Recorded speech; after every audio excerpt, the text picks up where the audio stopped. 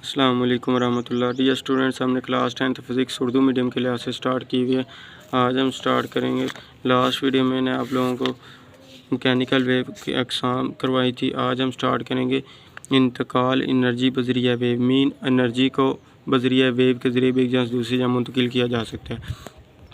Energy को transfer करने के हमारे पास दो तरीके हैं। एक तो हम जो पढ़ रहे हैं वेव के ज़रिए भी एनर्जी को ट्रांसफ़र किया जा सकता है। दूसरा हमारे पास तरीका है एनर्जी को ट्रांसफ़र करने का एनर्जी को हम मैटर के ज़रिए मीन मादे के ज़रिए भी हम इसको ट्रांसफ़र कर सकते हैं। तो हमारे पास एनर्जी जो है मैटर के ज़रिए भी एक जगह से दूसरी जगह मुंतकिल हो सकती है और वेव के ज़रिए भी। मैटर के ज़रिए मैं आप लोगों को मिसाल देता हूँ। मिसाल के तौर पर हमारे पास एक गन है, हमने उसमें से फायर किया तो वो आगे जाके गन किसी दीवार के साथ फायर किया तो फायर गोली निकली है, दीवार के साथ जाके लगी है, उधर जाके तोड़ फोड़ की है दीवार को, तो एनर्जी भी गई है, मैटर भी साथ गया, मीन मादा भी साथ ही ट्रांसफ़र हुआ है। एनर्जी भी ट्रांसफ़र हुई है, मादा भी ट्रांसफ़र हुआ है। उधर जाके जब उसने गोली को हिट किया दीवार को तो उधर जाके एनर्जी तो ज़ाया होगी, एक जगह से दूसरी जगह ट्रांसफ़र होगी। तो जो गोली है वो मैटर है, मीन मादा है। मैटर हम किसको कहते हैं? जो कि मास और जगह घेरती है उसको हम कोई भी चीज़, ये हमारे पास मैटर है। पेंसिल ले लें तो पेंसिल हमारे पास क्या मैटर है, ये कुछ वज़न भी रखती है, जगह भी घेरती है। तो गोली भी वज़न रखती है, जगह घेरती है, जिसको भी हम क्या कहेंगे, मादा है। तो वो गोली ट्रांसफ़र हो गई है, गोली भी मीन मैटर भी ट्रांसफ़र हो गया है, गोली भी। जब हम मैटर के ज़रिए एनर्जी को जहाँ दूसरी ट्रांसफ़र करते हैं तो मटेरियल भी साथ ट्रांसफ़र होता है, मीन गोली भी साथ ट्रांसफ़र हो गई है। वेव के ज़रिए हमारे पास मटेरियल ट्रांसफ़र नहीं होता। इसकी मिसाल मैंने आप लोगों को पीछे लास्ट वीडियो में बताई थी कि जो हमारे पास जब हम पीछे एक सरगर्मी कर रहे थे, हमारे पास एक्टिविटी थी, उधर हम कर रहे थे, हमारे पास पेंसिल को हमने टब के अंदर डिप किया था, डुबोया था, तो उसको ऊपर नीचे हमने मोशन दी थी। तो पानी के जो मॉलिक्यूल्स थे, टब के अंदर जो पानी था, मॉलिक्यूल्स डिस्टर्ब हुए थे, खलल पैदा हुआ था, वेव पैदा हुई थी उसकी पानी की सतह के ऊपर। तो पानी के नीचे हमारे पास जो मॉलिक्यूल्स थे उसके पार्टिकल से डिस्टर्ब हुए थे, लेकिन वो अपनी वस्ती पोजीशन मीन पोजीशन के गिर्द ही अबाउट मीन पोजीशन ऊपर नीचे मोशन कर रहे थे। वो एक जगह से दूसरी जगह ट्रांसफ़र नहीं हो रहे थे, मीन मटीरियल ट्रांसफ़र नहीं हो रहा था, सिर्फ एनर्जी ट्रांसफ़र हो रही थी। एक जगह से दूसरी जगह वेव पैदा हो रही थी, वेव हमें दिखाई दे रही थी, एनर्जी ट्रांसफ़र होती दिखाई दे रही थी, लेकिन हमारे पास मटेरियल ट्रांसफ़र नहीं होता था। मैटर की सूरत में हमारे पास मटेरियल ट्रांसफ़र होता है। तो ये हमारे पास थोड़ा सा इसका कंसेप्ट था। तो इसको हम देखते हैं। वो कहता है एनर्जी को वेव के ज़रिए एक जगह से दूसरी जगह मुंतकिल किया जा सकता है।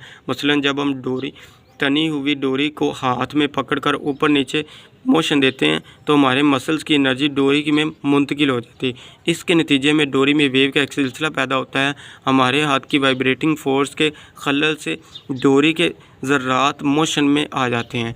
ये ज़र्रात अपनी एनर्जी डोरी के दूसरे ज़र्रात तक मुंतकिल कर देता है। इसी तरह एनर्जी वेव की शक्ल में मीडियम के एक हिस्से से दूसरे हिस्से तक मुंतकिल हो जाती है। ये हमारे पास थोड़ा सा इसका कंसेप्ट था। वो क्वेश्चन ऐसे कर सकता है कि वजाहत करें इंतकाल एनर्जी बज़रिया वेव्स की। तो ये शॉर्ट क्वेश्चन के तौर पे आ सकता है, इधर से इधर तक आप लोगों ने कर देना। दूसरा इसमें शॉर्ट क्वेश्चन ये पूछा जा सकता है कि हमारे पास जो होता है वेव के ज़रिए मुंतकिल शुदा एनर्जी की मिकदार के इन्हिसार किस पर है, ये MCQ के तौर पर पूछा सकता है। तनी हुई रस्सी की साकन पोजीशन पर है, से फासले पर है, यानी वेव की एनर्जी के ये भी सवाल पूछ सकता है कि वेव की एनर्जी का इन्हिसार किस पर है, वेव के एम्पलीट्यूड पर है। ये आप लोग मिसाल के तौर पर समझ लें कि जैसे हमारे पास एनर्जी ज़्यादा होगी एम्पलीट्यूड भी ज़्यादा होगा, एम्पलीट्यूड कम होगा तो हमारे पास एनर्जी भी कम होगी। एम्पलीट्यूड का ज़्यादा कैसे होगा, आप देखेंगे जब हमारे पास समुद्री लहरें होती हैं, समुंदर में हमारे पास बहरी जहाज़ चलते हैं, जब समुद्री लहरें आती हैं तो क्या उसका एम्पलीट्यूड बढ़ जाता है। तो जब उसका एम्पलीट्यूड बढ़ता है तो इसकी एनर्जी भी ज़्यादा होती है। तो क्या करता है, जो बहरी जहाज़ को अपने अंदर लपेट लेता है, जो बहरी जहाज़ डूब जाता है एम्पलीट्यूड की वजह से। तो जितना ज़्यादा एम्पलीट्यूड होगा उतनी ज़्यादा एनर्जी होगी, जितनी ज़्यादा एनर्जी होगी उतना ज़्यादा हमारे पास एम्पलीट्यूड होगा। तो एम्पलीट्यूड का इन्हिसार किस पर होता है, एनर्जी का इन्हिसार किस पर होता है, एम्पलीट्यूड पर। जितनी ज़्यादा एनर्जी होगी उतना ज़्यादा एम्पलीट्यूड होगा। अगर हम डोरी को तेज़ी से मोशन दें तो एनर्जी की शरह बढ़ने से बुलंद फ्रीक्वेंसी की वेव पैदा होती है। जब ये वेव मीडियम में से गुजरती है तो इसके ज़र्रात को मज़ीद एनर्जी मुहैया करती है। पानी की सतह पर पैदा होने वाली वेव भी एनर्जी को एक जगह से दूसरी जगह मुंतकिल करती है।